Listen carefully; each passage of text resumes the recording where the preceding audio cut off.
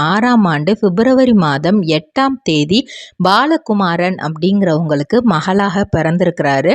இவங்களுக்கு ஒரு தங்கச்சியும் ஒரு தம்பியும் உண்டு. நல்லா படிக்கிறாங்க. பக்கத்தில் உள்ள கார்ப்பரேஷன் ஸ்கூலில் தான் அவங்க சேர்ந்து படிக்கிறாங்க.